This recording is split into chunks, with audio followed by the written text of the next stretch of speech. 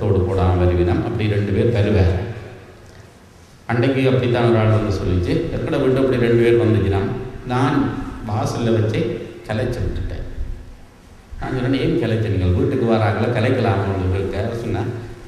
அவங்க வந்து தேவையில்லாத கேள்விகள் கேட்டவங்க இருப்பாங்க, எனக்கு என் வீண் பிரச்சனை என்று நான் கலைத்து விட்டேன். அடித்து விட்டால் அல்லது இவர்களை அடித்து கலைத்து விட்டால், இவர்கள் இவங்களுடைய கிராமத்துக்கே வராமல் பண்ணிவிட்டால், அல்லது வீட்டிலே காலில் எடுக்காமல் வைக்காமல் செய்துவிட்டால்,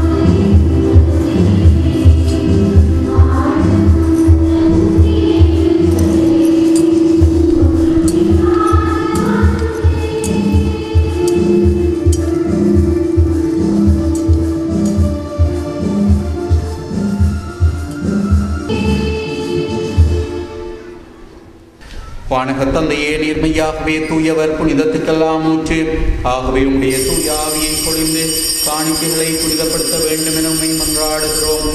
வாருங்கள், ஆண்டவர் இயேசு கிறிஸ்துவின் உடலும் இரத்தமுமாக எங்களுக்கு இவை மாறுவனவாக. அவர் பாடுபடும் என மூந்து தம்மை கையளித்த போது அப்பத்தை எடுத்து நம்பு செலுத்தி அதை பிட்டு தம் சீடர் கழித்து கூறியதாவது: அனைவரும் இதை வாங்கி உண்ணுங்கள், ஏனெனில் இது உங்களுக்காக கையளிக்கப்படும் என் உடல்.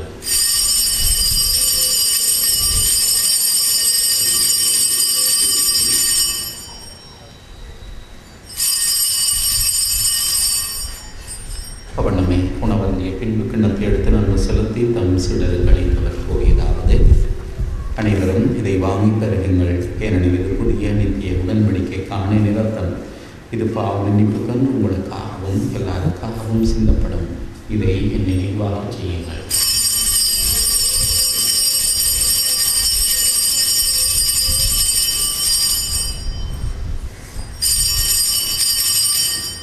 இது விசுவாசத்தின் மறைபொருள்.